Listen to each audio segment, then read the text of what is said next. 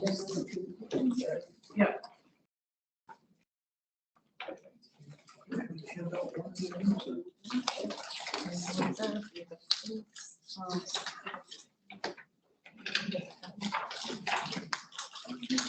Thank you. I have one, thank you. Thank you. This is the same one I already got. Oh, yeah, that's a test for our agenda. Thank you. This one I got.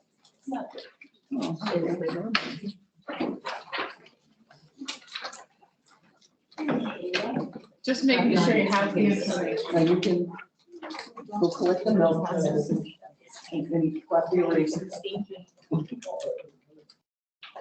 We did open up the St. Park for rental, and so we had one graduation of it. Which as soon as we were done with that, we realized we have to put in the rules, if you use the chalkboard, you have to clean it off. Because, you know, it's there, so people are gonna use it. Yeah, I have my pile of rags to take for the which is everybody or Mayor's, mayor's lunch tomorrow night. Oh yeah, I think to, again, apologize, but to get us back into things here, I think like we talked about at our last meeting, the big point for us today is really to focus in on that needs assessment piece and kind of the results of what we went through of understanding the inventory that we have, what that needs assessment from a technical numerical standpoint is telling us, and there's kind of 4 buckets that we're gonna talk about information in, and then what we need to walk away from, what I need from you all today to keep us moving forward is for remembering that assessment piece is there's the technical component of what those numbers tell us, then there's the public needs assessment component, what we're hearing from the public, what do they want to see, combining that data together to then solidify where we want to be heading from a recommendation standpoint. So our conversation today, I want to know from you guys, as we're engaging the public on this plan, what are the questions that we want to be asking them? Are there, you know, as we're getting into the data, are there things that like, that really seems like we should, there's a desire for more than what those numbers are telling us, or you know, things like that. We'll get into that a little bit, but that's really what we're hoping to get as a takeaway from today. So the goal update and inventory are just kind of update pieces for us. We won't spend a ton of time there to just really get us into that needs assessment piece of things. So this is old information too, just reminding us about that goal structure. And I just wanted to highlight, I don't think these are in, I printed these in a little different format, so hopefully it's a little bit easier to read than the free perk. But these didn't really change from what we presented other than just some of the little modifications and tweaks that we had talked through.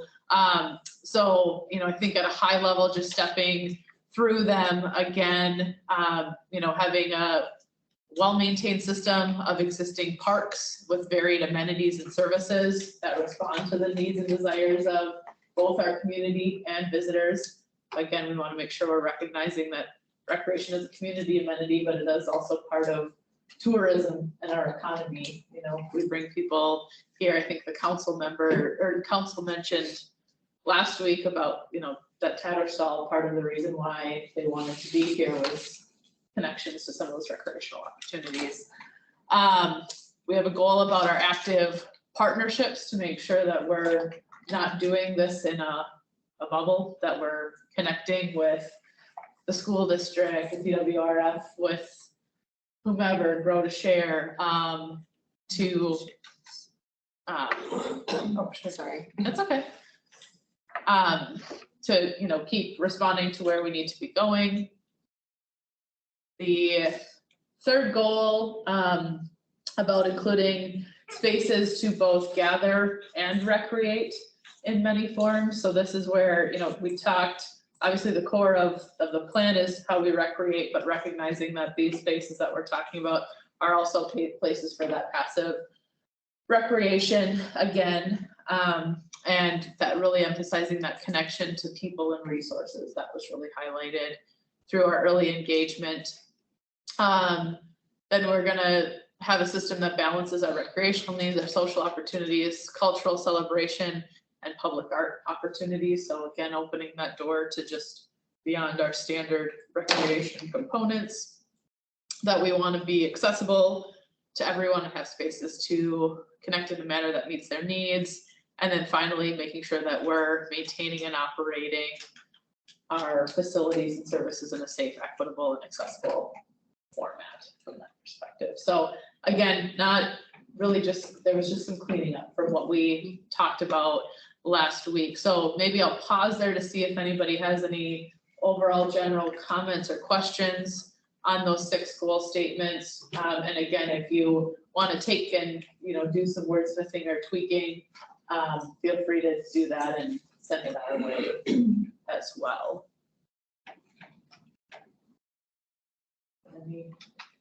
No, it looks good.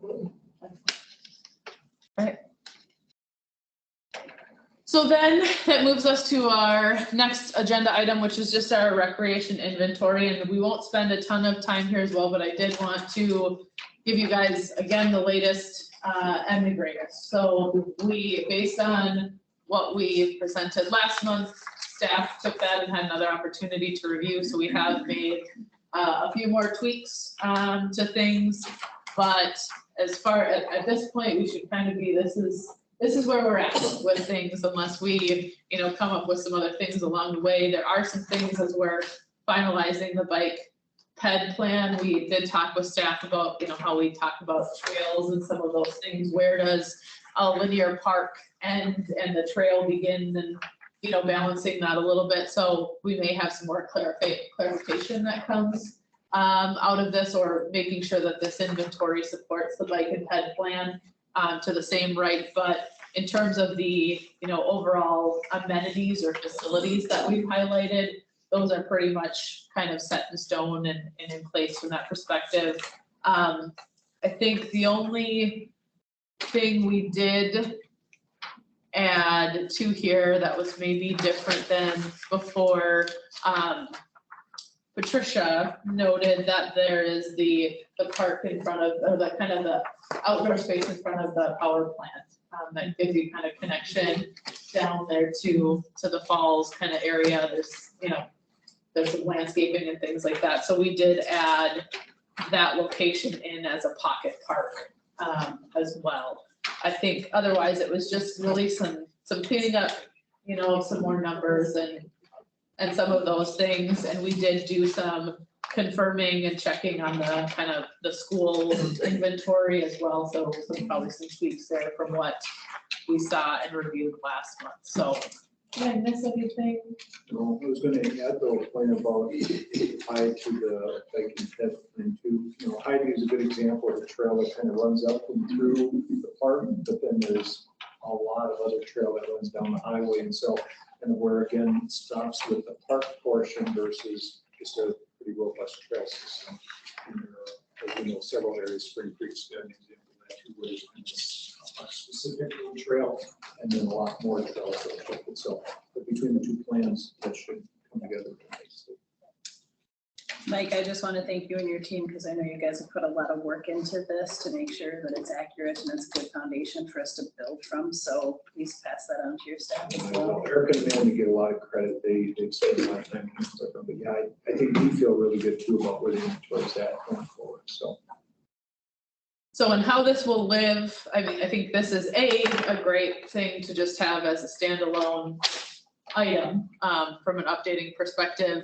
But when we move to what's actually included in the plan as well, we want to, kind of highlight things as this overall assessment. But the plan will have kind of a little intro to each park space itself. So there will be the opportunity for each park to have a little, here's what the park includes and some history behind it. So that's something we already have in draft form as well, but want to make sure that that nugget also highlights what specifically that park offers as well. So before we presented that to you guys, we wanted to make sure that we got this overall inventory done, and that way we were just being efficient in our time too, so we weren't updating multiple things at the same time too. So yeah, so, and the good part about having that finalized is it really then helped us to, gave us the information we needed to make sure that we move into the needs assessment in a meaningful way as well. So, I have a question. Has Sterling Ponds, has their disc golf opened up? Are they done with their course? No, okay. Probably by spring. I think they're hoping for maybe to stop opening by fall. Okay. Andrew hopes, but by spring, I think they could come in.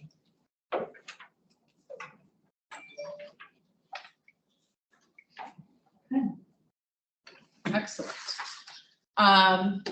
Then beyond that, it kind of moves us then into the meat. So like I said, kind of just some summary items to get us in here, but this is really what the core of what we need to be talking about. So I kind of mentioned this already, but you know, just kind of again as a review, the DNR lays out a process, like 3 kind of options for us for a needs assessment. You can go through the NRPA metrics that's comparing River Falls to all other communities under a population of 20,000 and setting some metrics for on that standard, how many of each facility should we need. We could go through this metric piece and say, we're done, that tells us what we need.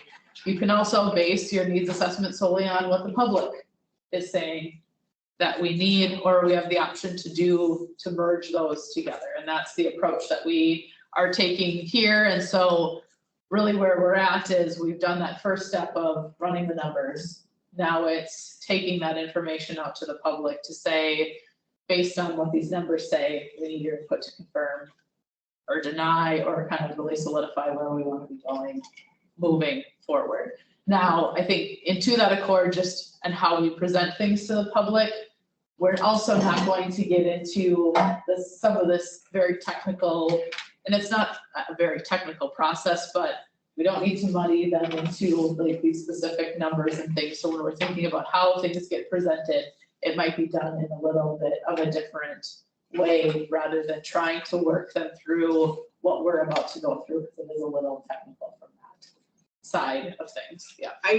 To go back one slide, you don't have to go back one slide, but just something, I'm sorry to derail this. Yep. Is St. Bridget's publicly available? It's just in here and then I thought about it because I live over by there. Can we go? I don't know. You can, that's totally cool. We can go to Rocky Ground Place. Yeah, But I guess it's a. yeah, because it's a private school, so that's just what I'm just asking. They've said they're fine if people come under their. So I think when we did the inventory, we wanted it more from a community perspective than necessarily putting the restriction on as to whether it was open to the public or not, because whether it is now or not does not determine whether it could be in the future. I'm just saying from this statement up here, it says equipment publicly available in River Falls. So that's what I'm sure they're fine with it, but if just that someone has checked that that is actually publicly available to people. I've just never taken my kids there because it's not a public school. So it's like, I don't know if we're supposed to go on there. Good point. If you don't go to school there.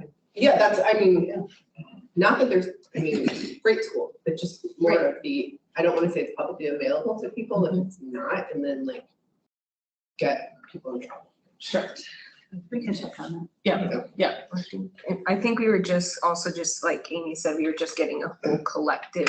Of course, absolutely. Yeah, I think we just need to maybe wordsmith the Yeah. beginning. Yeah, and yeah, I think, we had that discussion too about the facilities at the university too, because there's how publicly available, are things, and technically school's in session and it's recess, you're not gonna take your kid to a park, the school park either because recess is in session, right? So there's all those little caveats in there too. And as we move into the needs assessment, I'll jump ahead just a little bit.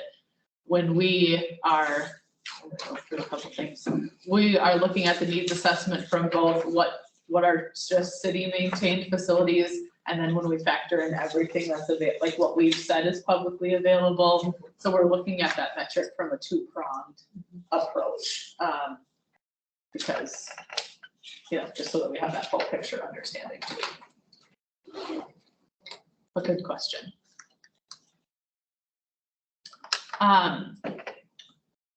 Retrack my brain here. So, yeah, so I think we were talking about, again, that the next step here is that, again, where do we want to be asking the public? So really thinking about those three-pronged approach there. So in the results of the needs assessment that we have, there's kind of 4 buckets of data that we have, and we want to engage the public in areas of each of these 4 buckets, because they do tell the full story, and just working with what we have available. So the first bucket, maybe I'll just jump to this next slide to hit it all at once.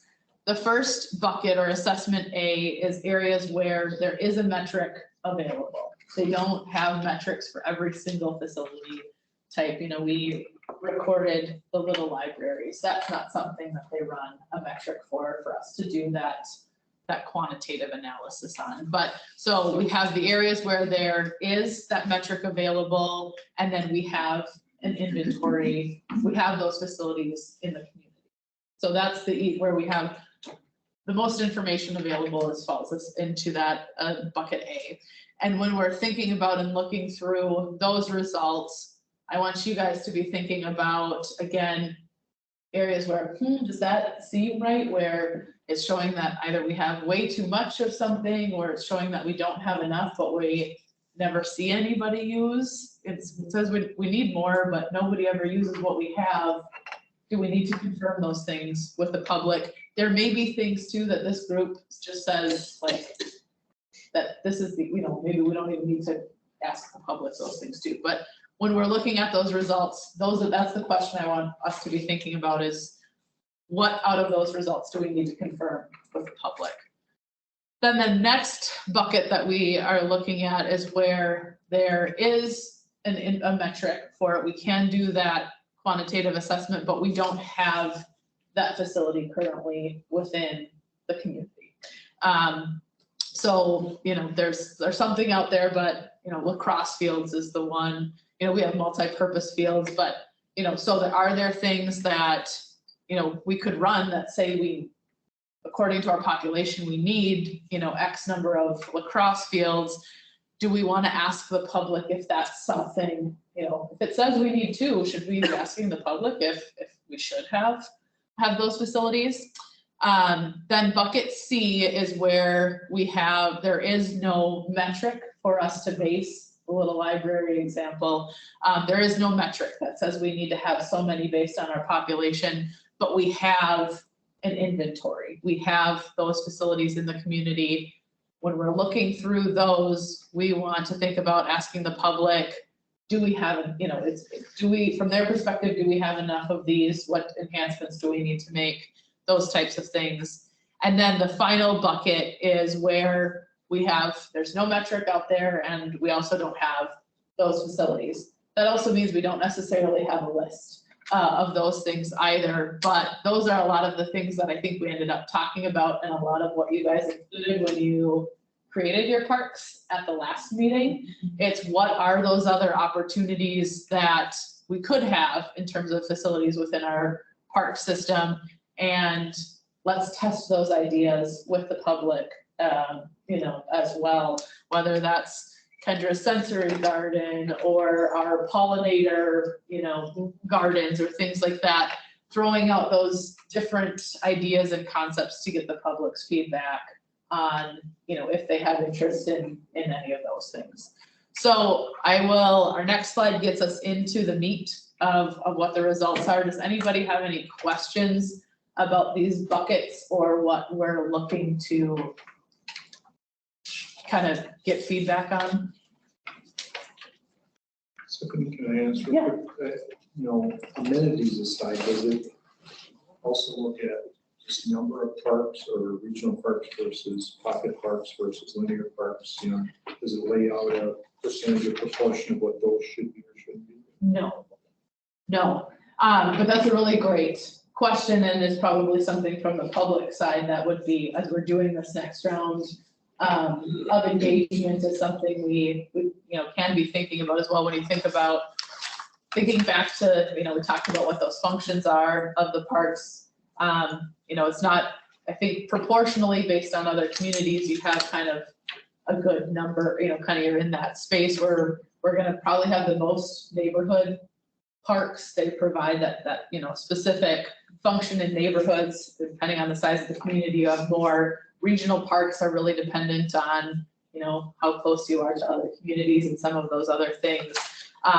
But I think the area that's interesting for River Falls is in your special use, your linear park and your pocket parks, that we do have maybe more of those than we do in some other areas, but I think that's just connected to, you know, the overall attention to recreation and natural resources and highlighting that as a community amenity. There is in the National Park and Rec per population, right? How many parks you should have? Yes, but they don't get down into Right. dividing it out by typology. Yeah. So. Okay. Any other comments or questions on these buckets or what we're asking? Yeah.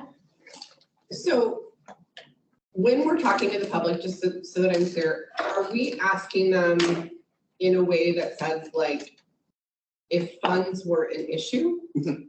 Because I mean, that will determine, I mean, I know that the seven of us get to make that decision ultimately, but how is that gonna be asked of them?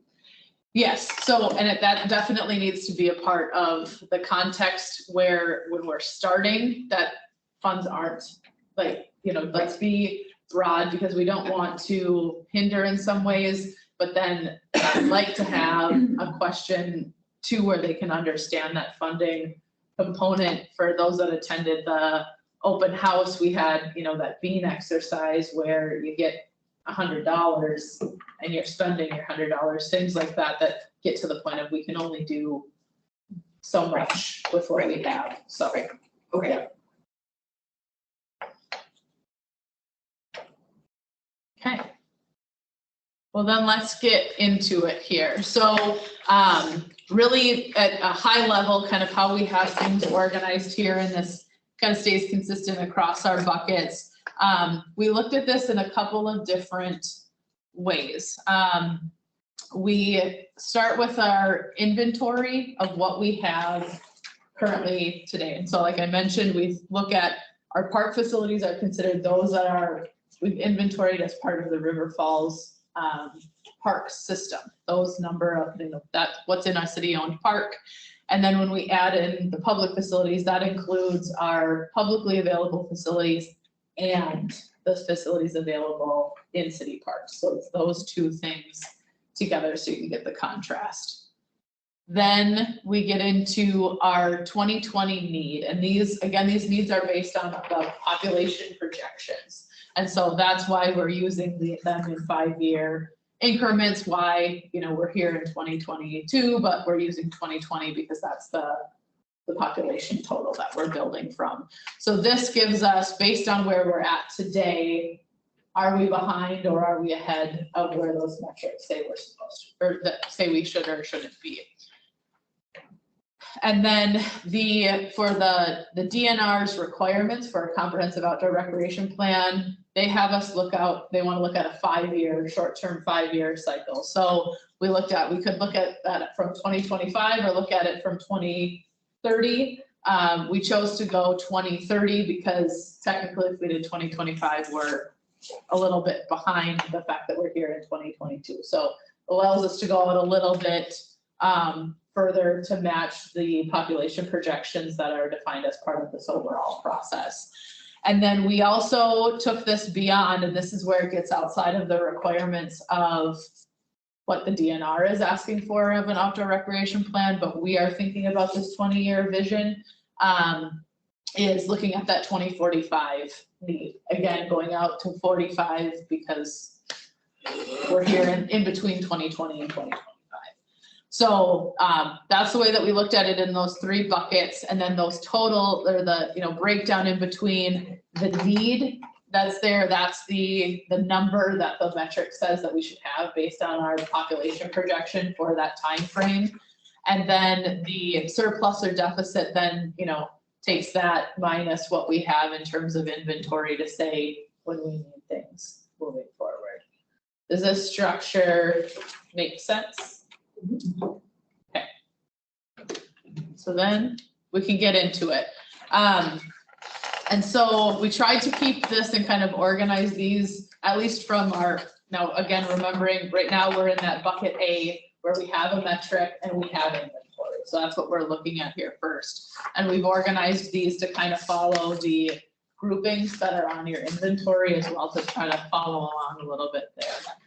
So again, here we put in the numbers where we have our inventory and then the needs go across. So to help it visually stand out a little bit, anything that's green, we have a surplus. That means that we have more than that metric, qualitative or quantitative assessment says that we need. I want us all to recognize and understand that that doesn't mean that that we don't need any more of those either. That's where this assessment gets a little sticky. Because you could look at this and say, well, we don't need another soccer field for however long, but it could be that all 11 soccer fields that we have are heavily used, and so that's where we like having this public engagement component of things. You'll see it when we get to our playgrounds as well, that we're pretty high in a surplus, but that shouldn't preclude us from the next neighborhood park that is put in the city from having a playground put in. And then where we see our orangish red or negative numbers is where we see that deficit pop up. And it doesn't happen here, but does happen in the next. We don't, from the way that we look at this, we don't say we truly have a deficit until that deficit reaches a whole number. So if we look at our softball fields, there, we're right at, however that worked out, that we need exactly 3, but because that's at 1.0, we would say that technically, based on this quantitative metric, that based on just what the city has in terms of softball fields, that we could to date already need one. Same thing goes, and we're at 1.4 in 2030, but by 2045, we should probably, by these metrics, could have another softball field.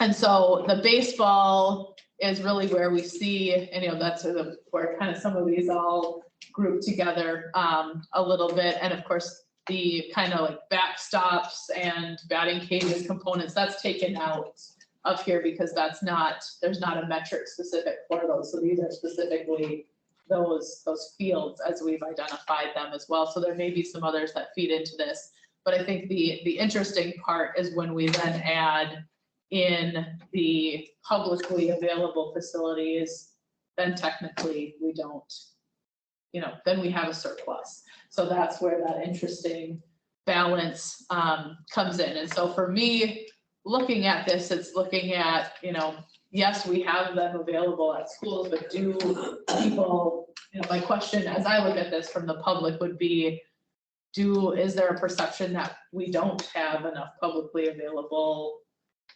softball, baseball fields? And, when they think about whether that's at a city park or, going to use a school facility. I've got it. Yeah, okay. I've got a comment, and that would be for someone who's watching and just kind of getting into this. In past meetings, we were given a population projection. And so when we're looking at these, so today's population is 16,000 or so. Mm-hmm. So when we're looking at 2030, what we got earlier might say that our projection was for 19,000 people. And I'm kind of making these up because I don't remember it. So what we're saying here is today's population is X, but as if our inventory remains static, yes, as our population grows, we're going to be short more and more, assuming we're going to grow, which we are. So I just thought someone who hasn't listened to our last 4 meetings might not understand what we're talking about here, but it's comparing our population is growing, and if we keep everything static, so what would we need to add to get to that level, okay. Yeah.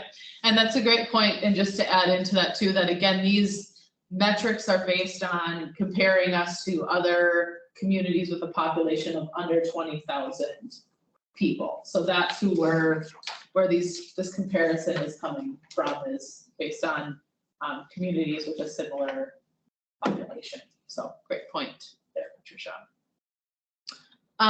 Any initial comments, thoughts, reactions to maybe just how this lays out and the format here? We're gonna go through a couple of these slides, but is the way that this is presented make sense? Comments, questions? I'm not like a numbers guy. My boss at work does spreadsheets all the time for everything. So like when I see that, it's like, I would love a summary of like, it's somewhere in there, there's based off all these numbers, this is what we're looking at. Yes, and I think that's the point where I wanted to give you guys this technical background so you can understand where we're coming from. This is not what we're going to present to the public when we're asking them those things. So, but yeah, in summary, what we're showing in generally is that based on the metrics, we have enough soccer fields, we have enough football fields in just what the city has available, and then even more when we add in the schools. But from a softball and baseball perspective, when we look at just what's in our park system, we're deficient. But when you add in what's otherwise available in the community, technically we're okay. And we're deficient today. Not even, so I think the one piece that's interesting for me too, when you compare the youth and adult baseball too, which can get a little wonky on what, and that's a size differential, right, is where that comes in. But if you look all the way out at the end to 2045, we're getting close to, even when you include what's available at the schools, we're getting close to needing, to being deficient from that standpoint. But of course, we still have 2 extra when you add in the adults, so you would combine it all together. So that's where, that's a, 2045 is a ways out, but it is interesting to start to think, because some of these things are bigger. It's not, you can't just pick a random place to throw in a baseball field. You kind of have to be thoughtful about where they go. Well, and that's kind of, are we gonna get into actual acreage? So, if you total all our acreage of parks, we've got 400 and some acres of park land. Does that ever figure into this, or it's just a matter of what's available to the people? You know what I mean? So you could have large acreage of parkland, but fewer facilities. Or you could be very creative and have a lot of facilities and much fewer acreage. Sure. So is that ever considered? As we've got a population of 16,000, that amount we should have this much acreage of land? That is something that we can look at, but I think the bigger question is when you're getting into kind of how that land is used as well. That's where this metric tells us how we compare to otherwise, but it's really the community that should tell us if we are, what that balance should be as well. There isn't, we can look at how we compare on an overall acreage perspective, and then how we compare on the number of facilities we have, but there isn't a metric that kind of combines that together. That's what's from the public who we have to understand of. And that's, to me, what gets to that bucket D, where there's all these things that we haven't talked about, because that's where are we, that connection to our natural resources, or just general open space for that more passive recreation, is where some of that comes in between, and there aren't metrics. That's very based in what the community wants and needs. Acres would be hard because River Hills, we got acreage, but you can't do anything. Well, that's what I was thinking, so- you've got one thing going on out at Whitetail. Probably don't have any bathrooms out, but it's a lot of acreage. So that's why I didn't know if that was brought into the mix or not. Yeah, and that's where it gets, there's Yeah. different Be uses for different, and it's very hard to say, because you could also have the community that I live in, the Twin Cities, technically would fall under the same bucket of under 20,000, but we are a very different community to compare how that park space gets used. So that's where, for me, that really needs to be individualized to what makes sense for us, because we don't have a river and we're flat, there's no topography and, so there's all those things that. Where do you live? How boring. Yeah.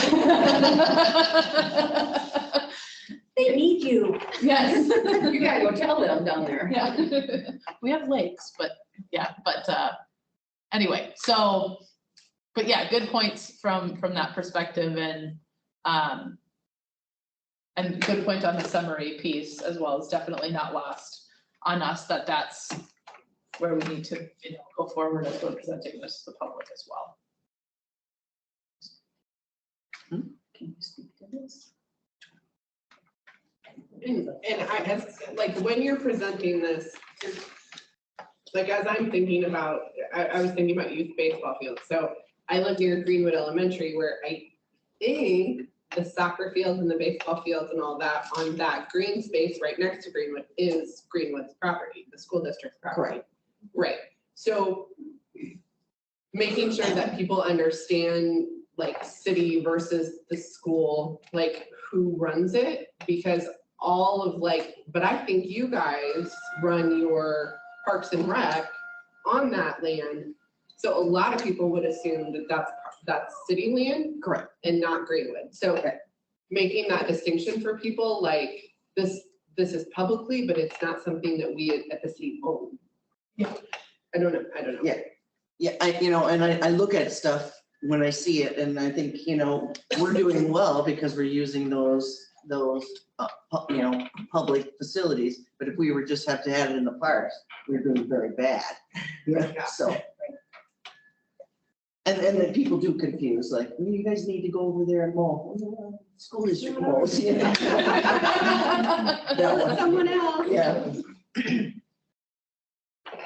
Perfect. So we've kind of talked in summary too here about, so after looking at this and understanding kind of what it provides, what questions would you ask some, a neighbor or the community about, related specifically to how these field sports shake out?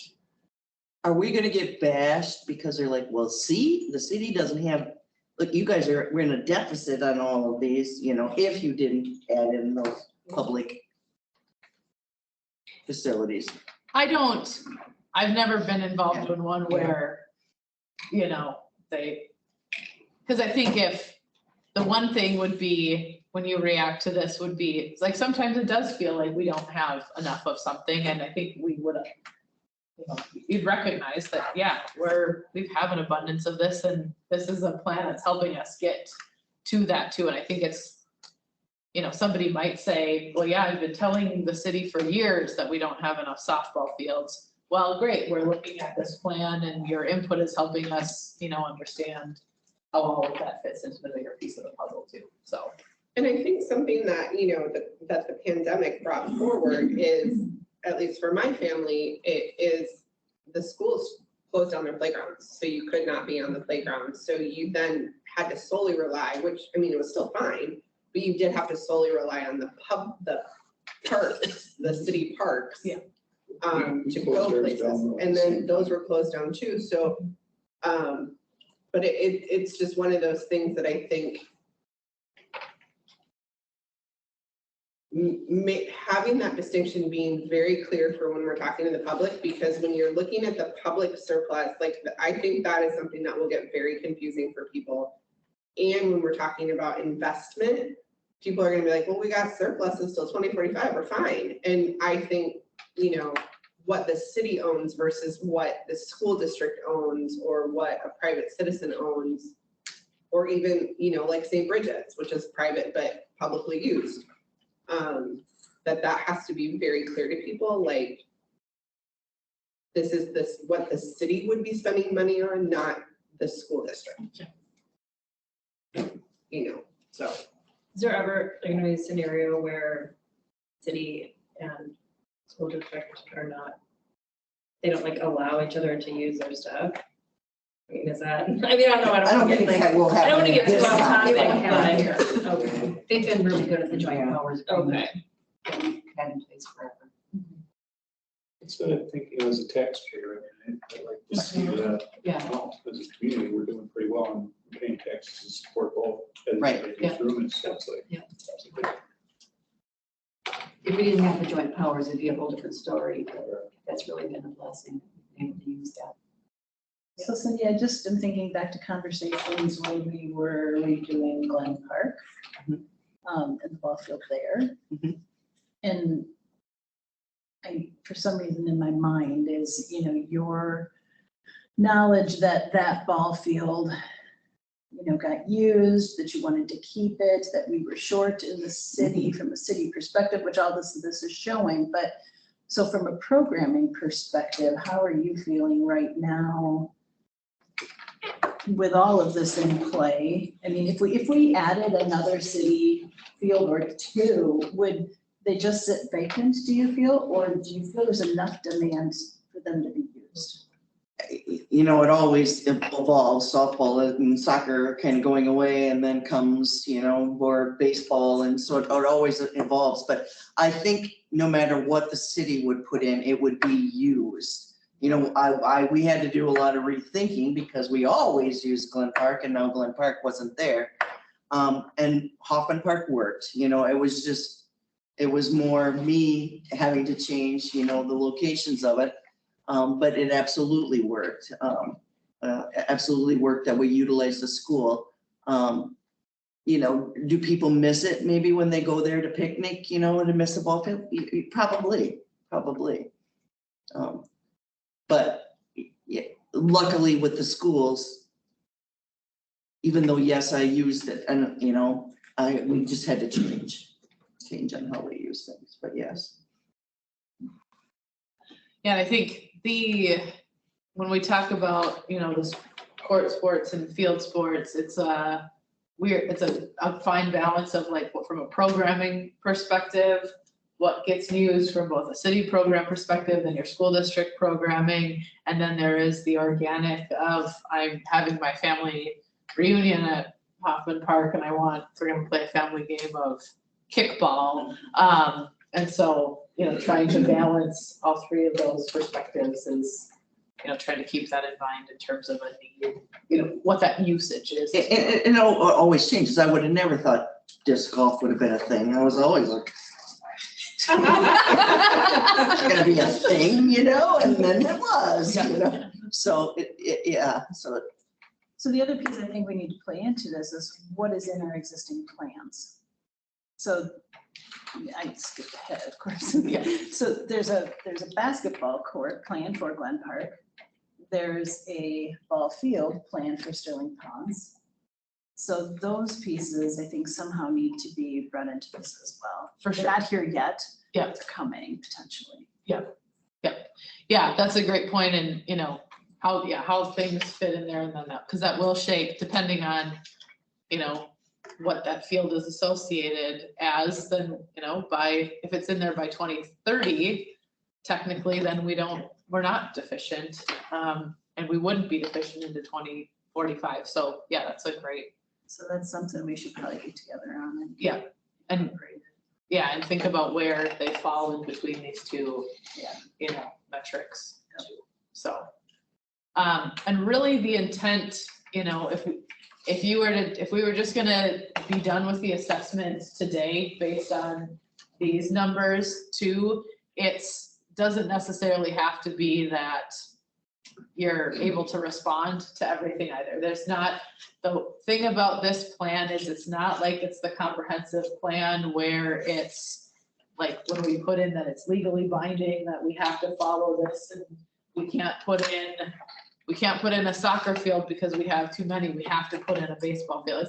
We don't have to respond to the document in that manner, but it does allow us to think about what we have available and go back to say, really based on this and public input, that if we have that space, we should really be analyzing if it could be a baseball field over that soccer field because we were showing that we needed that assessment. So it's just kind of that tool for all of you to think about as we're making those decisions moving forward. So even we're just thinking about how this, just because red numbers show there, doesn't mean that you have to put in where there's a red number versus a green number. And I think it could be enlightening to some of the public too, because they would probably say, I didn't know we had that many, softball fields, Exactly. Yeah, you have to go behind the high school, which you never get to, so, Perfect. Okay, so I think taking that away, and I think building from Cindy's comment too about the ball field piece, for me, it would be, there's kind of a question here about, do we, what is that overall sense and usage from a ball field perspective? And it's kind of balancing that question of, do you feel like there are enough today, if we were to, include a new one, do you feel like it would be utilized or sit vacant or, kind of in that space is a little bit of maybe that we'll massage how that is asked, but that's really for me the question that kind of comes out of this one. We haven't really talked about the soccer or football, but they kind of fit in that multi-purpose field in some cases too, but. I mean, I live near Hoffman Park in Greenwood, and I mean, there are cars there all the time at the baseball field. Or soccer, that's baseball and softball, right, out there. I mean, and do we have more baseball, softball fields in a park? Because Glen Park doesn't have it anymore. Does the Sanctus? No. So Hoffman's the only regional park we have that has any ball fields. Correct. Other than the schools, yes. Right, and so that, I mean, it's on one side of town. Is that included in it? That's just Yes. no, I That's just mean, a backstop. That's a backstop. we call that a backstop. Yeah. Hamilton's got just the backstop. Yeah, so yeah, Sterling Ponds is playing it. yeah, So that, I mean, I think that that's a geographical deficit, is that we really only have it, is that technically the north side of town? I'm really terrible with directions. East side, yeah, we only have it in one area, so.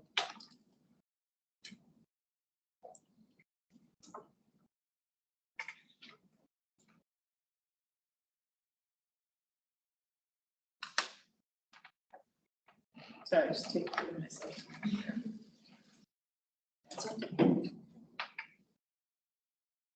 Okay. And maybe we can jump, then we grouped a couple things here together in terms of our court sports and then our play equipment, kind of those two categories together here. So from a sand volleyball court perspective, we're doing well there based on that metric. And then play structures, as I mentioned down there at the bottom. This is one, we don't need to show these numbers. We could just say we're good on play structures.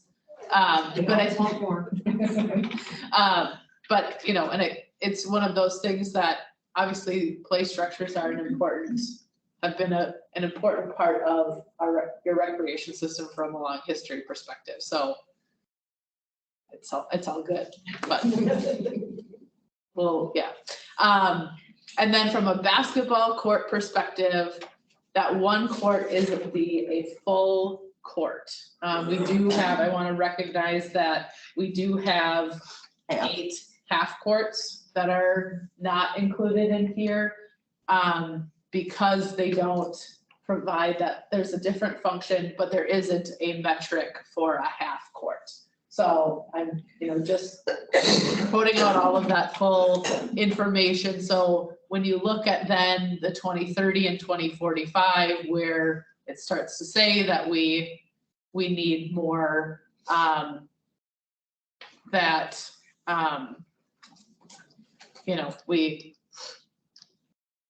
so from that standpoint, I can. Those And a numbers. needs assessment in a neighborhood, a half basketball court serves a function. Yeah. Right. So, yeah. That's a tough one. Yeah, and then the last one would be on the tennis court perspective, and we've got the one that we're categorizing within city parks. You've got a lot when you come to the schools being added in, and so there's the deficit there versus the surplus when we add in the public side of things. So I think that is one thing that I did hear.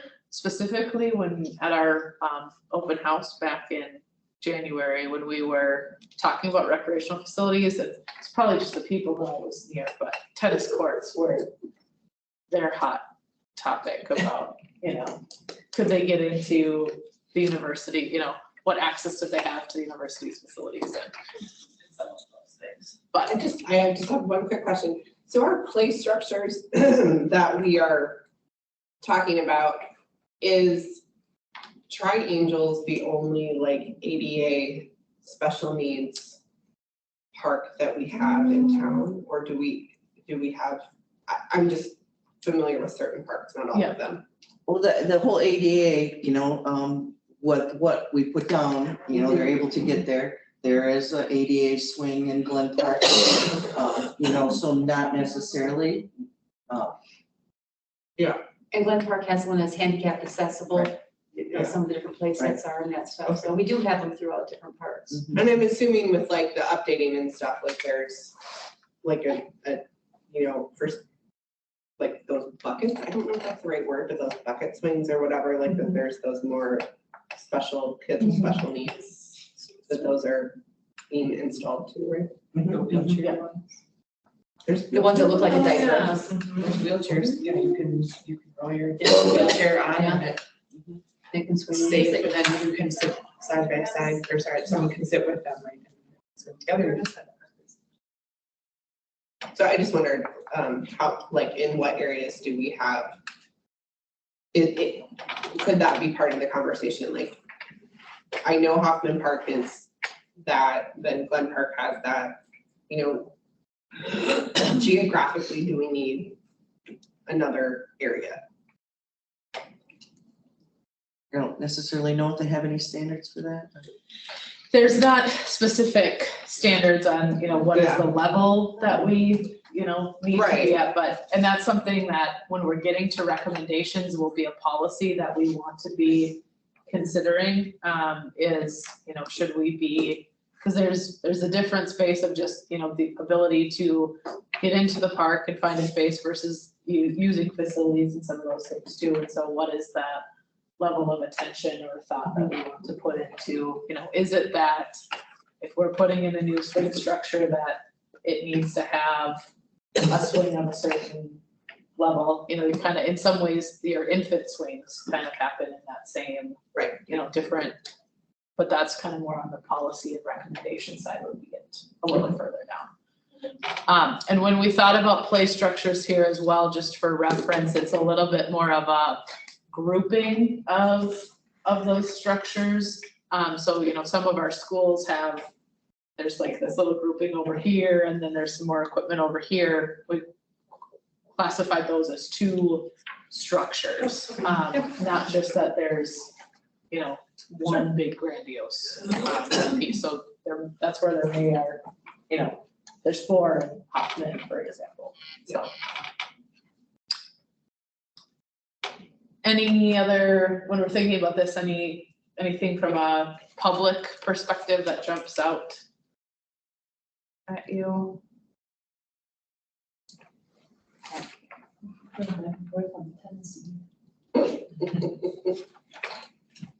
Me?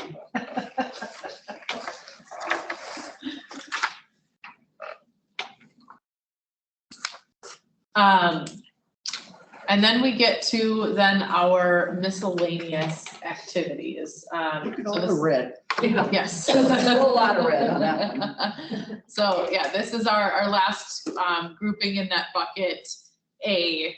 And so the thing, you'll notice here that we bolded the things where we get to a whole number in terms of a deficit, because again, that's where we are saying that there actually is a deficit. So for skateboard parks, for example, we don't see truly a deficit until we would get to that 2045 timeline, where we get to being at 1.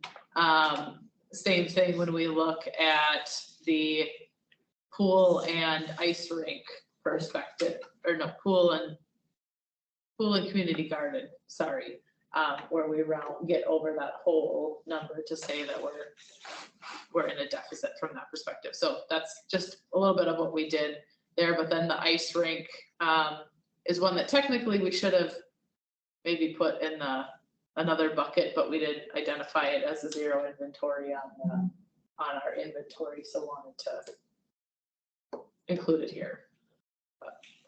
Question in my mind was, should skateboard park be a 1 on the inventory or a 0.5 or a 0? It's a lot of parking. There were kids out the other day when we were out there. Same as what I say about the pool though, is would you count the high school's pool as, because it is. Well, we're not doing any inside, that's why, ice Oh, rinks that's are true. 0, This is just- so I was like, oh, that really looks bad, but I mean, there is ice in this town, but. You can't use the high school. One, can you? No, No. not in this No, plan, not no. just for, No, okay. but again. They don't have it's more open outdoor practical facilities. We do lessons there, so we're there a lot, but I didn't know if they did open stuff.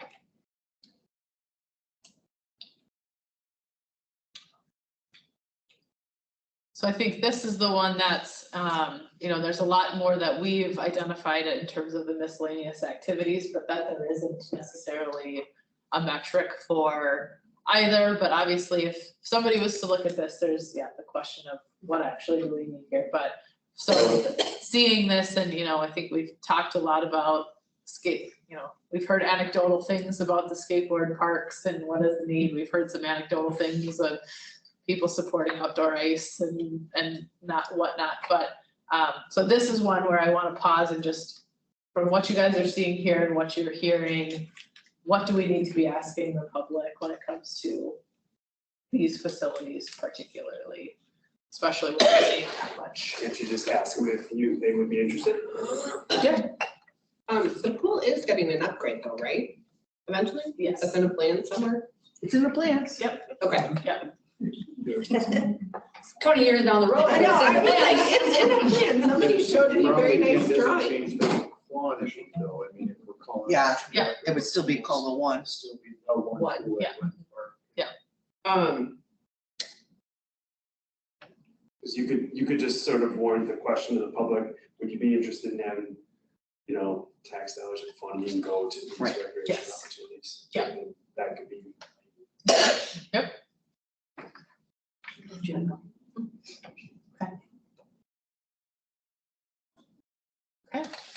Well, then we will. Or for community garden, you could ask if there's people interested, if they. Sure.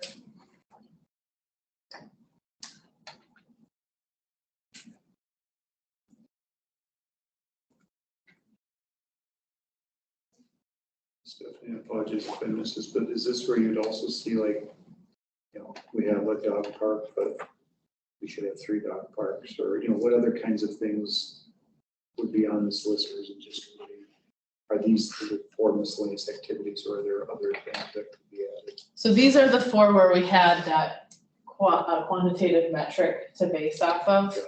Our next bucket will get us into where, our next 2 buckets down where we have an inventory, but there isn't a metric, so we need to ask some of those questions. So, yes, we will get there. Any other reactions to kind of this first bucket? Okay. Then that gets us into kind of our bucket B, which is where we didn't have anything identified in terms of an inventory, but there is a metric available. Some of these things, particularly the 1, 2, 3, 4, 5, 6 items on the bottom, are indoor facilities, which we didn't include on the inventory because we were just looking at outdoor facilities. So we may actually have them in the community, but we didn't have them on the inventory. But we threw them out because there is a metric that exists. I wanted to highlight this as well because we have talked lots of times about community center spaces and recreation center spaces. And so there are metrics that are out there. So I wanted us to recognize that as well. Especially recognizing that, yes, this is our outdoor recreation plan, but it is that longer term vision. So, and also how could this inform the comp plan and some of those other things as well. But the couple that we did throw in from the outdoor recreation standpoint are more on the field sport perspective. We didn't classify, we didn't use multi-purpose field or overlay field as an inventory item because we tried to classify them to one space or the other, or they're kind of just general in that open space category. But I wanted to just recognize when you were to use those metrics, kind of what we would, what they say we need from that perspective. And then lacrosse was just the one sport that there is a metric for as well. So wanted to just, throw that out that, metrics say similar communities right now, the need would say they'd say that we would need to based on current population and some of those things.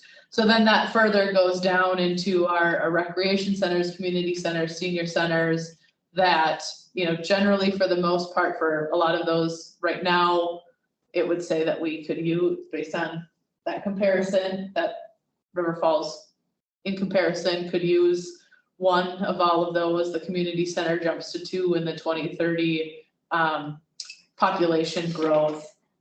One thing that I didn't mention that I should, and this is again where it gets too technical, and this is maybe more for staff, just so you understand too, because by 2045, we break that 20,000 benchmark. We did run this analysis by then using the next grouping of communities, which goes from 20,000 to 50,000, I think.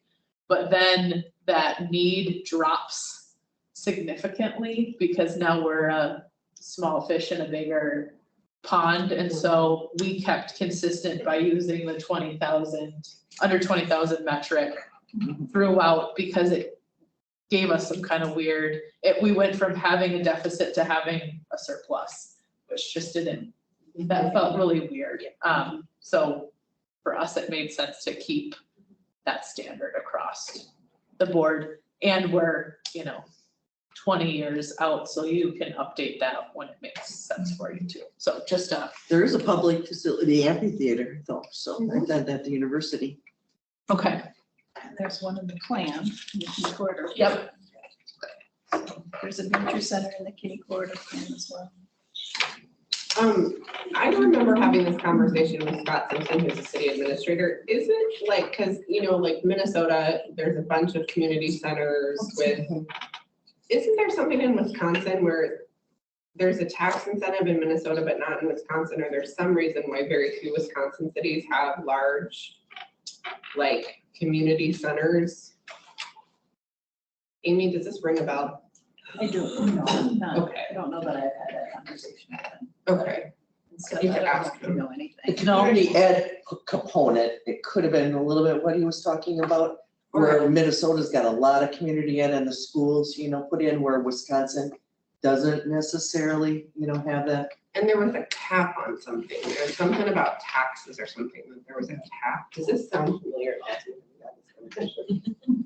If you're referring to how the school board operates. No. No, No, it's about like having, like Shoreview has this huge, like, indoor playground, pool, like, that kind of thing. They have just this huge community. Are they public, private?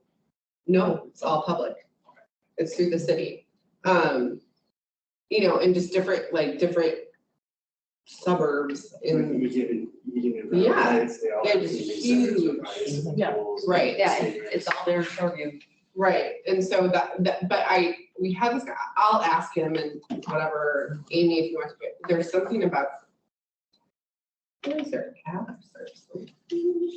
It's interesting that you say that because in the communities we've worked, there's always a need, especially in like this size of community that they want that facility. But it's more from a funding perspective of where we get the funds to build that. But I had not heard anything from a tax, but that's It's maybe something weird in Wisconsin, I don't know. Yeah. Now I feel bad for bringing it up because I can't remember what exactly it was, but it is something about some sort of cap Okay, that we have that Minnesota doesn't. On, Yeah, because Shoreview is only 25,000 people, so it's yeah, it's not just a little very bit bigger than yeah, this. yeah. And that one's been, I used to go to Shoreview as a kid, so it's Yeah. been Yeah, around for a while. Yeah, where my grands live, so.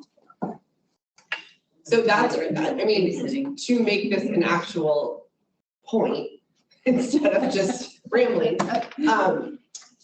that would also be something that we should know prior to asking the community, like if this is something in this state that we can't do because of tax caps or something, like, then do we present this in a way that says we would have to do a levy or something in order to actually provide this, just so that people understand that they may have to pay extra taxes or whatever in order to get these things. Well, or the alternative in Wisconsin is that you have a large donor that Correct. Right. donates the facility to the city. I don't know very many people in River Falls that have that kind of money. And is it maybe something that certain, like money from certain tap, like you can't use sales tap, I don't, maybe it's like, I don't know. The allotment can't go to, I don't know, we'll figure it out. Yeah, so anyway, Google is just telling me. Okay. random aside, so that would be just the thing, because I know I asked about that and because I was like, why don't we have them? This seems odd. Because we moved from St. Paul here 5 years ago, so that, yeah, just to check in on that to make sure that we're not offering something we can't give people. Yeah. It's gonna be totally something different too. I totally butchered that. So, and I think, to Amy's point, recognizing, that nature center is identified in the Kinney corridor. Plan is important, the amphitheater, in terms of what we have and the future plans there as well. So when we're looking at just these metrics of what there is a metric for, I think, we've talked about community centers. Are there any of the other, we don't need to ask them about the public about lacrosse fields if that's just gonna be falling on, deaf ears too. So when we're looking at the items that have metrics here, other than kind of that community or recreation center, are there any others that we should be asking the public their opinion on? So I think lacrosse is big, but everybody goes to Hudson, is that right? We very seldom get asked. Okay. Do we have lacrosse or do you have like a lacrosse class? And I don't know if even the one in Hudson is that big, it's just there. They offer it as a sport, like in like high school or anything, is lacrosse No. out here in River Falls. It's big in Woodbury. I know Hudson has it.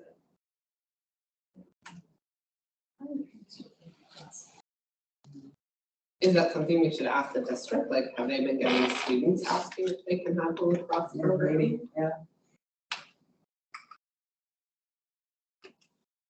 I think that's a great question from the programming side, when it becomes, if it is something that the school would make available, then your community need Could Potentially. increase. increase, yeah.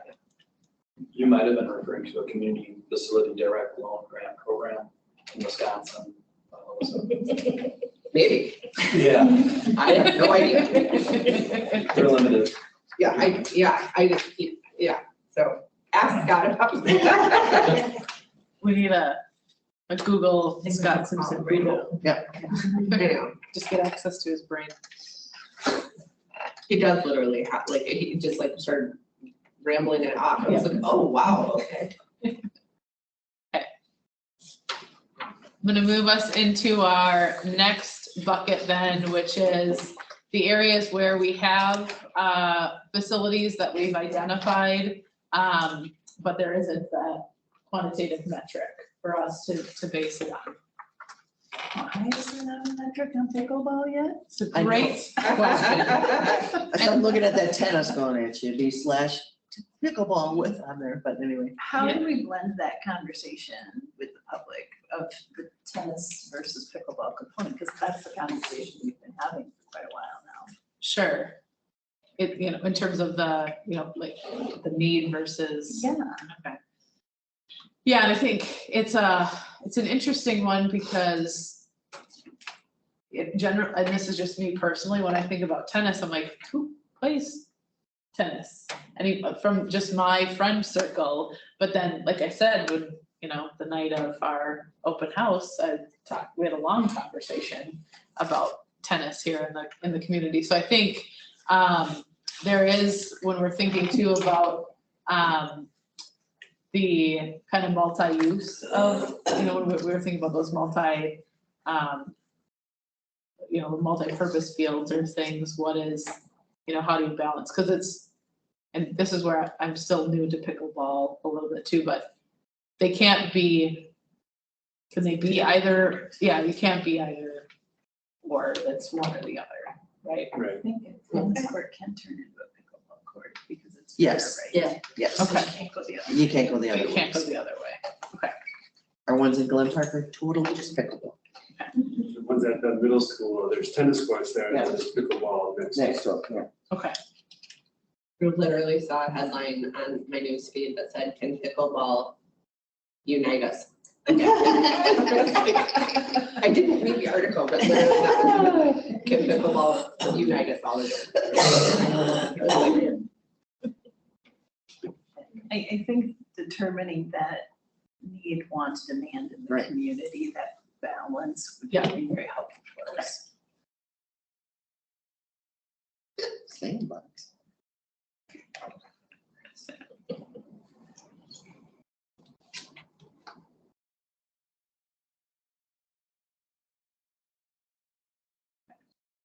And there are, I would note, there are some other organizations that kind of have done some similar kind of trying to establish metrics, but they are done not at the full scale of a regional or the full US. They look at like our top 100 cities. Well, we're not going to compare River Falls to Minneapolis and St. Paul, which consistently rank in the top 10, you know, cities in the nation for their park system. That's not a fair comparison. So that's where we could look at that, but it's really hard. We're comparing apples to oranges in terms of the context of the community, the dollars available. So that's why we just stick to what the NRPA puts out, because they are looking at every level of community, not just those bigger, you know, top ranking communities, as well from a national perspective. So just throwing that out there, you might,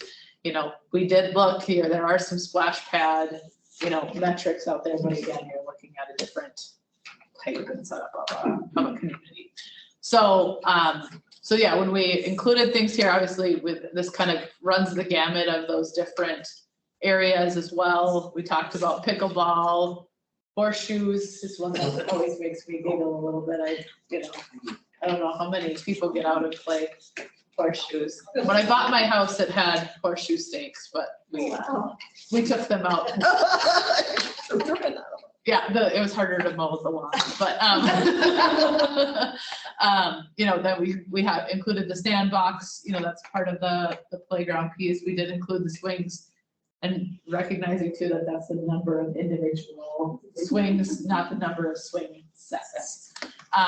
You know, we've got our splash pad, the disc golf pins there, as well as actually the number of holes versus the number of, you know, courses, our sledding hills, event space, and those fishing area components too. So I think, you know, we talked about pickleball. When we're thinking about engaging the public, are there any of these particularly that, from your perspective, we really need to get more information from the public on? Do we have enough? Do we not have enough? And even to that extent, you know, when we're thinking about the swings, we're talking about that ADA accessibility. If there are little nuanced components of these two, and that goes for anything, you know, let's talk about that as well. But are there any, you know, the only one that kind of sticks out to me that I think we've talked about before is that splash pad. Would be the only other one that I think we've talked about a little bit more, but as something we'd want to ask the public about their thoughts on needs. Like, are you asking if we need another splash pad? Yeah, I think we've talked about, people have mentioned the popularity of splash pads, and I think it was more in kind of just a side conversation. So that's, I'm asking, out of these facilities, which ones do we want to ask the public? Do we need more? I think the splash pad, simply because our pool and splash pad are all in one park, it would be nice, like Alyssa talks about, is geographically, to have at least a splash pad in DeSanctis Park or Hoffman Park. Just because they seem to be fairly simple to put it. I know they need water and all that, but like I said, if Patak's grocery store has one, it's like, They do. yeah, yeah, it's like, couldn't we have a little one out in Hoffman Park while brothers are watching or playing baseball? You know, the little ones over playing in the splash pad. I think, oh, I'm sorry. I'm not, I know we talked about a splash pad in the King Corridor plan, and I'm thinking it didn't make it into the plan. It didn't make it into the plan. Okay. With event space, I think one of the things that would be helpful to ask people, do they feel like there's enough publicly available event space? Because like the new pavilion at Glen Park is just constantly in use. And so I don't know, like if we're considering like the Hoffman Park open air pavilion as the same thing as an event space, but like you can use the Glen Park one year round, whereas the Hoffman Park you can only use seasonally. So that would be my, do people want to see more year round spaces available? Sure. And we do have, under the miscellaneous amenities, I didn't include it here, our enclosed and open shelters are different in our inventory than that overall event space. But I think if we were to ask that question, I think it might be worth grouping that together a little bit to recognize, but understanding that they provide different functions. Yeah. There too. Steph, this is an aside, but when do miles of trails start coming into play? Are there benchmarks for those? Not in the same way as the facility standpoint. Because we did, and you know, Sean, we did talk about that with the comp plan, is when we're creating communities, you know, so like talking about like Sterling Ponds, like making the community more connected with trails and sidewalks and things like that. So I don't know if that's part of this though, or part of what you guys are looking at. Do we have enough? Which I would say no, we don't, but.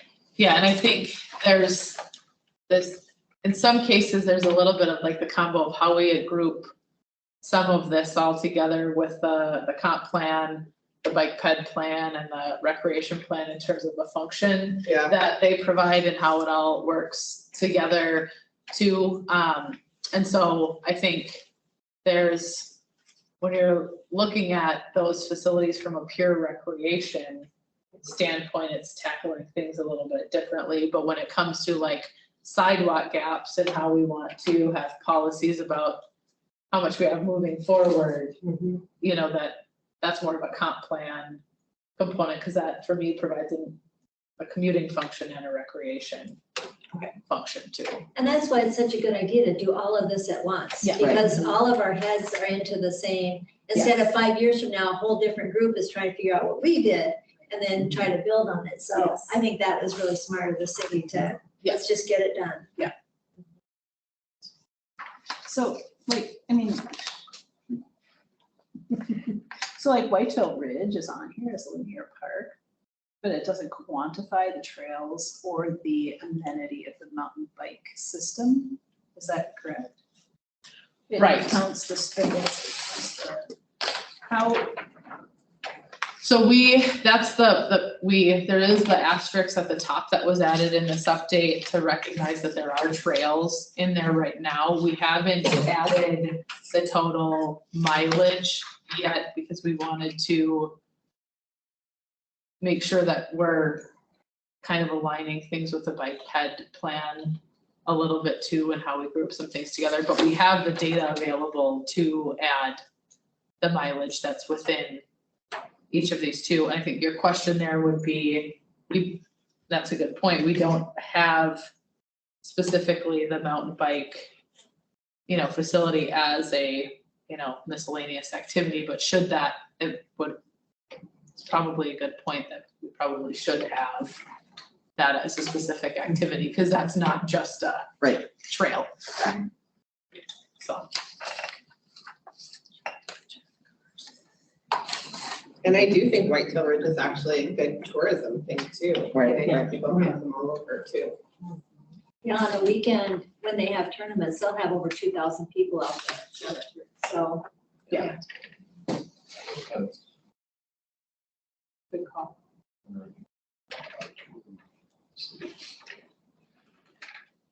Rick Cleary sent us pictures over this last weekend, which they didn't have any event, and how many cars were there. yeah. on the street. When we were starting this project and I was talking to a couple people, that was the River Falls mountain bike. That was like, Nice. it was either university or mountain bike when we started talking, so. They get this for food trucks too. Well, they've got Tattersall, they're gonna have Yeah, another they do. brewery out there, they've got the. They have Rush food trucks River. out at Rush River and they, Yeah. our daughter's here for a weekend. She and her husband were out there mountain biking full time with our regular 10-speed bike because they didn't bring up their bikes. But that's the nice part. But they were able to do that. Good thing somebody got them down from rafters.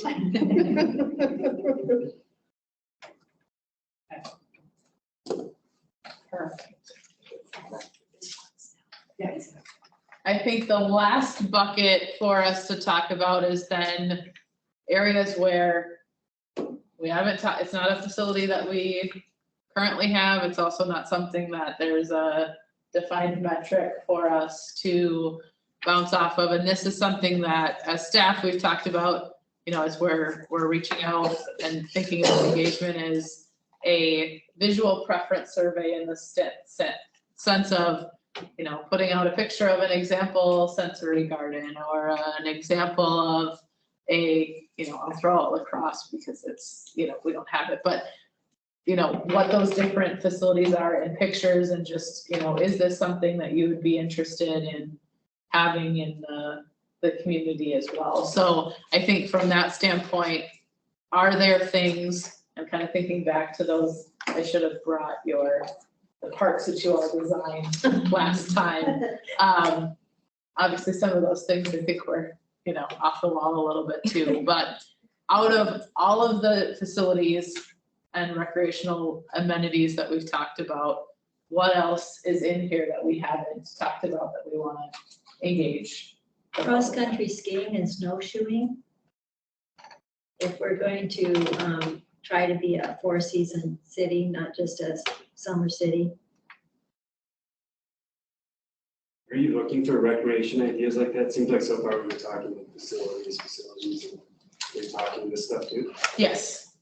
Yeah, because I think, and that we have Sledding Hill, for example, and to some extent we've included if there's might not actually be programmed or there's not even signage, but there's a hill that gets used for that. We are recording that as well. And, I think cross-country skiing can get to the point of grooming trails. Washington County and, across the river, they have multiple parks with groomed trails. It's another maintenance thing that you have to do, but some are groomed, some have lighting and are groomed and, so there's those. I get if you advertise those, if you made signage and let people know, and then maybe it's sign like, I'll go ski on the Mounds Park, and people will bust trails. But if you have those respect, like, hey, don't walk. But it's not gonna happen. People are gonna walk on this. Right.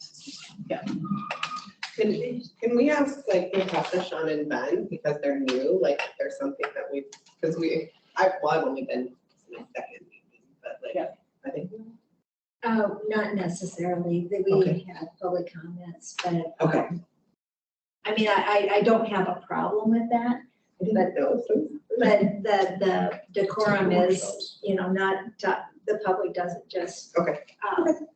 What, do you have a problem with it? Nope. Okay. So why don't, I'm interested as well, and I'm setting a precedent here.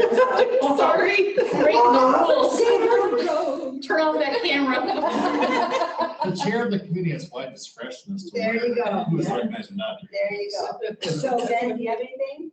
I would say on that one, hunting, Team? because currently you can go hunt in most of the city, or a lot of the city right now. That would be probably an activity to think about, because you also, if you have hunting, you don't want walkers. Yeah. I'm just hiking the whole time. In my early coat, like.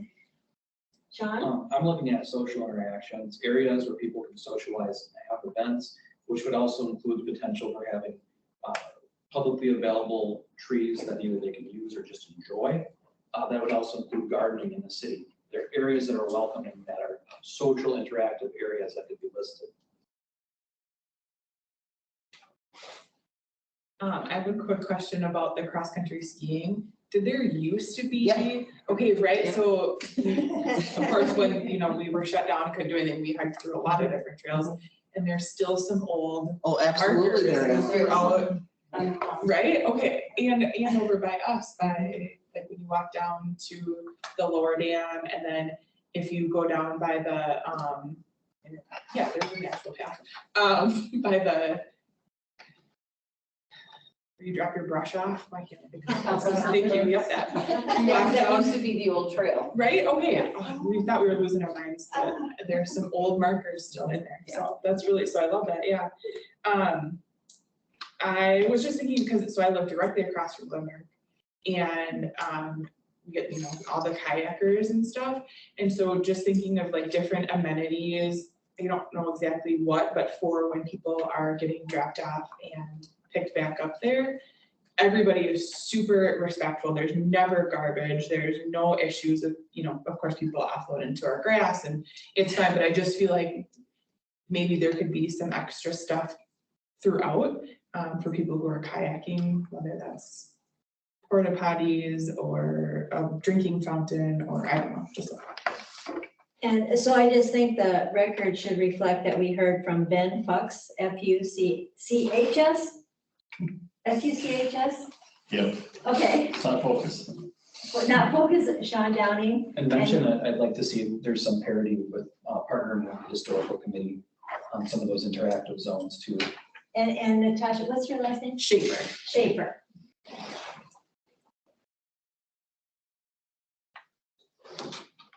Something that the library's always been interested in doing is a book trail. Okay. Do you say a book trail? Yeah. And I do like the idea that came up previously on the sensory garden too.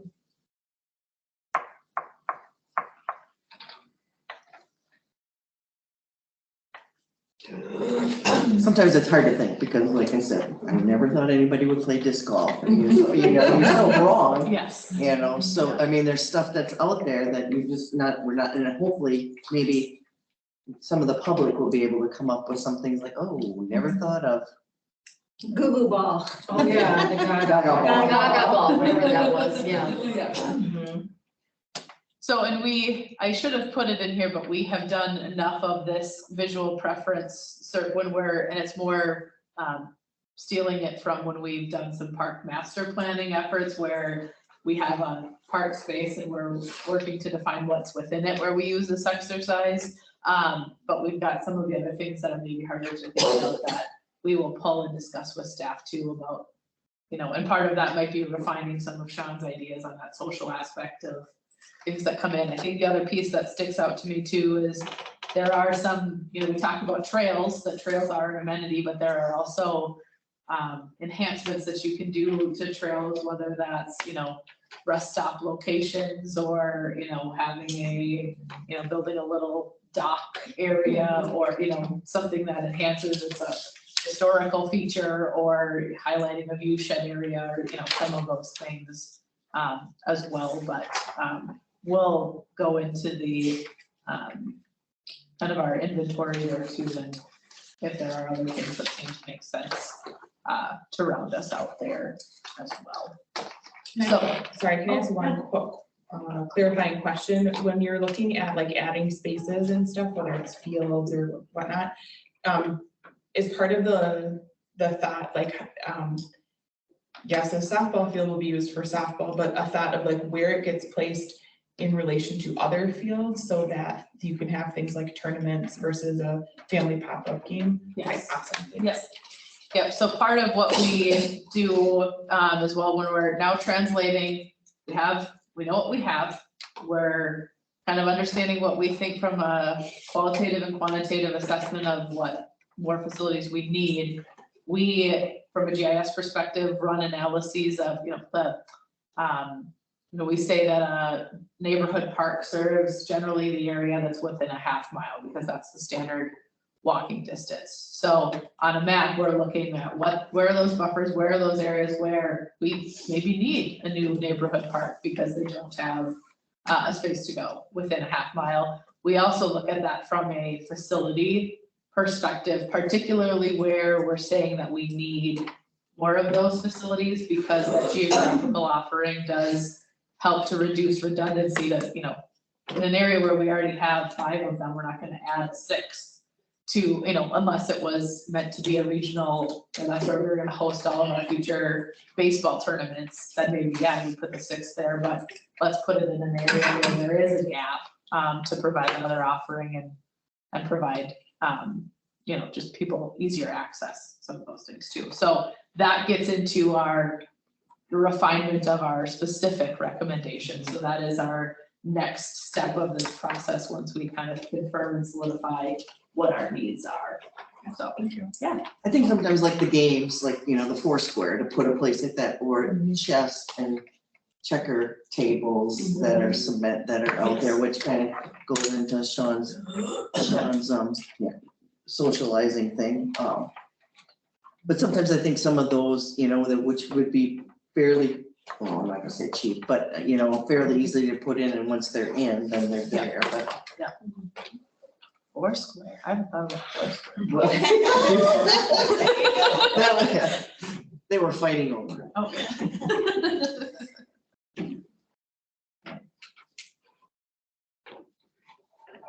So, and kind of what our approach is going to be for how this public engagement will come out.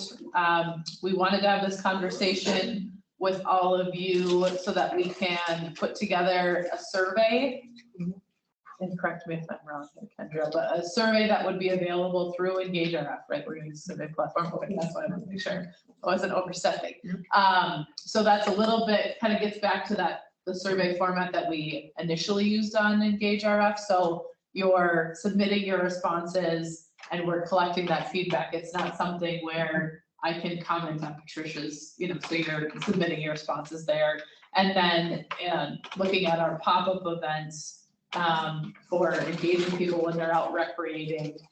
So a little bit more on a reduced standpoint too of what are the kind of key pieces that we want to, again, pop-up events where 5-10 minutes with somebody, they're not, engaging with us for an hour, half hour, whatever.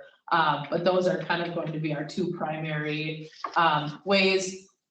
I do want us to, I think we haven't talked about it, so I'm gonna maybe step a little out of turn, but I think it could behoove us to move our survey that's on EngageRF into a paper form as well for somebody who maybe isn't totally invested in the Focus River Falls process, but if we could have, if they were, out at a game or swimming lessons or something where that would be a way for us to increase the participation there as well. So I'm speaking out of turn, but we're already going to develop the survey, so it's just. We've done it before. Yeah. What is the timeline for when you want to make a final recommendation? Because I'm thinking like, can we go into September and October where we could go hand stuff out at games or school events or stuff like that? Yeah, so from a timeline perspective, we're not planning for this group to meet in August so that we can go out and do this engagement. We'd like to have our next meeting in September where we've collected that engagement. So to that standpoint, ideally, we've closed the survey a little bit ahead of time so we can run the analysis and present that to you in September with our overall kind of timeline piece. So we would have, you know, the early part of September. And the paper, are you thinking about mailing it to households or just having it available at events? Just having it available at events. At the library, Yeah, pick it up, maybe we drop it off at the senior center. Yeah. Is that .com or .org? org. Thank you. When you do a survey like that, you get, you know, you ask about some of the needs assessments in that middle bucket, or, you know, the ones community center and all that. And so when you ask those questions in community and you find out, like, let's say you find out everyone really wants this community center, this pool, or whatever it is, what is, does that just go in your report as like the city of River Falls community really wants this? And Yes. That's just, it's just typed up in one of these things and it's like. Yeah, you the put on there, city- you put on the, you know, okay, here's some big bucket items that would take a lot of Yeah, money. that's like- Because everybody's gonna put down, they want another pool, and they want another community center. So I'm That just has always I'm been- trying to figure out, like, you go through all this stuff and you have to file this thing, but is there, and you just find out if everyone likes it, but in reality, we take it done because we don't have to. Right. Yes, so we want to, in the plan, recognize that this is what we've heard from the public, but then our responsibility is to truth what is actually achievable. So in the recommendations and implementation plan that come out of these three plans, we're truthing some of that. There's, like Amy said, if somebody came and wanted, you know, to pay for a community center, great. We don't know if that would ever happen. Or, you know, we figure out the tax funding piece and find a way around it. So it's including and that's part of what, when we have all of this data, when we come back and work with recommendations with all of you in September, is what actually, how far do we want to promote these items? Is this something that we really want to emphasize? And then it's how that recommendation and implementation action gets worded. It's probably not that, you know, River Falls will have a community center, you know, that we're gonna build a community center by 2040. It's that there's a desire for a community center. We recognize that in order for that community center to be achievable, that there are a couple of routes that would have to happen, so that it opens us up to understanding the context of how we could achieve that. You know, we could say that we need, you know, 25 more playgrounds in the next 20 years. That's achievable, generally speaking, but those bigger pieces, we need to recognize the barriers and the caveats that have to come into play for them to be in there. We're not broad brushly going to put them in as in that same thing. Well, and then the same aspect, you know, that's really not outdoor recreation. Yeah. So it goes in the comp plan, I guess. We'll tell them tomorrow night in the comp plan. You could always use, they have to walk from the outside. Yeah. Into. Yeah. And uphill both ways and barefoot. And their skis. So I think too, though, I mean, this plan ultimately is a tool for this board for the future to know where the priorities in the community lie. Yeah. So that you can advocate as a board as to how things move forward in the future. When we start blending the budgets, the capital budget, you know, what goes in there and what doesn't. I mean, granted, there's the whole piece of what can we afford, but I think it's a good tool for you guys as well. Oh, absolutely, yeah. Exactly, and I think the other piece of having this too, when, you know, you have to maintain it on that 5-year cyclical cycle is, you know, that there are, and we will include, you know, funding opportunities too. What does it take?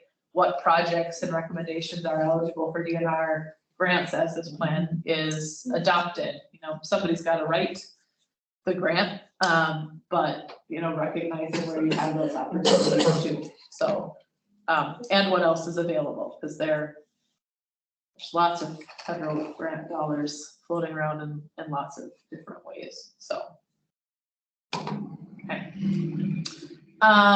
So really, that kind of is our summary here. I think, for this group, would you guys have interest in if we were to develop and finalize that survey, it would be through an email review. Obviously, we're not going to meet again, like I said, until September, but would you like the opportunity to review that survey before? Okay.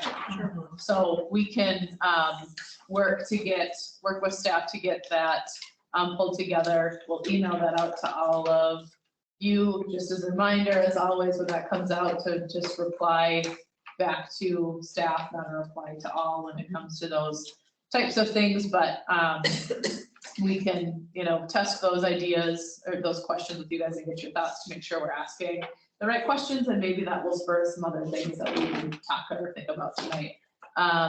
As well, I did want to note that we do have our stakeholder conversations scheduled for tomorrow and Friday, as well. I'm not going to remember the timing of them all off the top of my head, but we have 4 tomorrow and 2 on Friday. The 2 on Friday are housing and local businesses.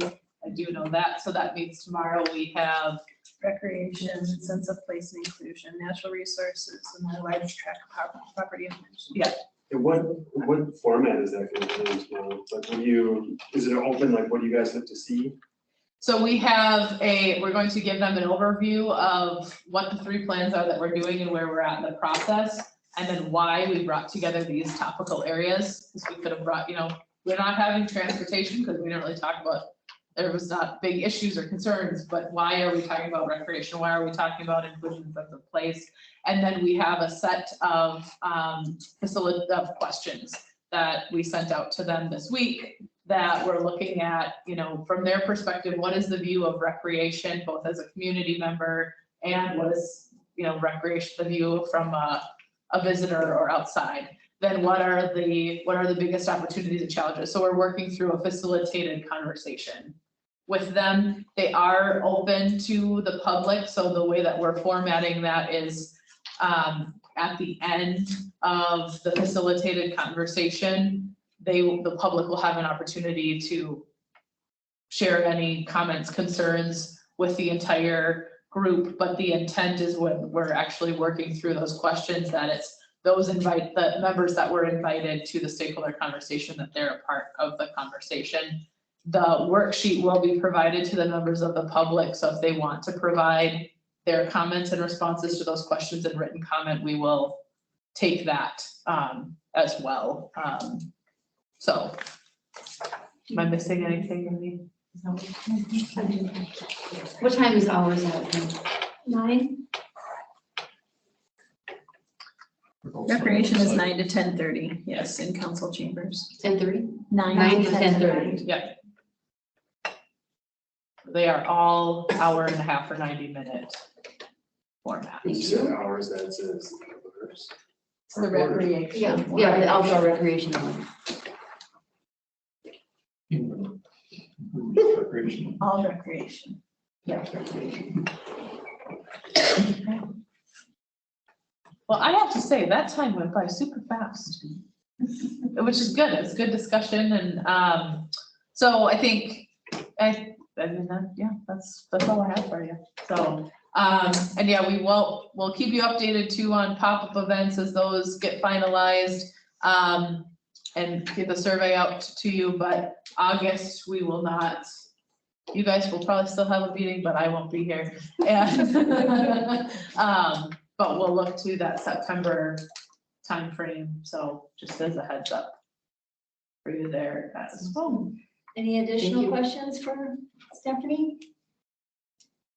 Okay, I'm looking for a motion to adjourn. So moved. Second. All those in favor say yes. Yes. All those opposed say no. We are adjourned. Thank you so much. I'm so sorry.